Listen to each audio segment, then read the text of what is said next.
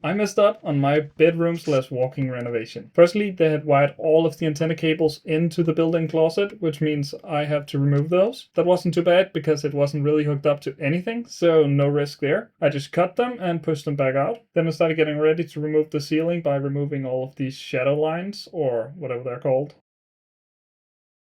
And while I was at it, I also did the window frame.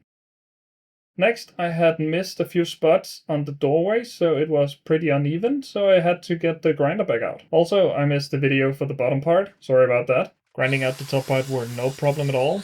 And then I just knocked out the pieces and used the grinder to clean up the edges and the corners before moving over to hammer and chisel to clean up the rest. I'm also cleaning up the bottom of the door so I can even it out, because I'm going to be stretching the floor from the bedroom all the way throughout and into the walk-in. I'm not going to be having any doors, any door frames here. It's just going to be an open hole.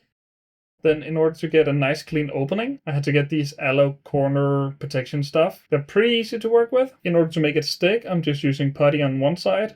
And here is where the mistake actually came in. Because when I was talking to my family friend about closing up the door, we were also talking about finishing the walls. And he recommended to use plaster because he likes the look of that. So I actually did that in the walk-in. And to be honest, I'm not a big fan. I would have loved to just use putty on the whole thing and just get a very nice clean wall, but unfortunately here we are. But here you can see the full door. Anyways, so here I'm applying the plaster. It was fine doing that on like flat walls, but to be honest, I find puttying easier. So as you can see, it goes on pretty smoothly. It doesn't take too much work, but this is just the start. It is a multi-step process because you have to wait for it to dry a little bit before you can even everything out and make it look smooth and nice. The rest of the room were done by my brother-in-law, who is also a bricklayer, so that was really nice of him to come by. Right now we're basically renovating and painting the whole house, so it's a little crazy. Anyways, we are back with the door frame on the other side. In the end, I am going to be using putty in order to get a nice even coat all across the whole. In the meantime, I'm filling it out and evening it out with the plaster, because plaster is harder than putty. Getting it even with plaster is the better choice. And you can see me filling out the top here.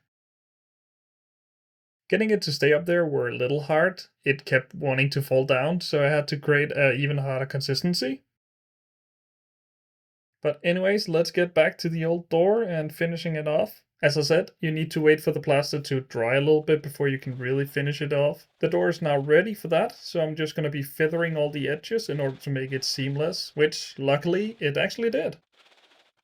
But again, the camera ran out of battery and I didn't grab any footage of the bottom of the door or the wall. But if you want to follow along, subscribe.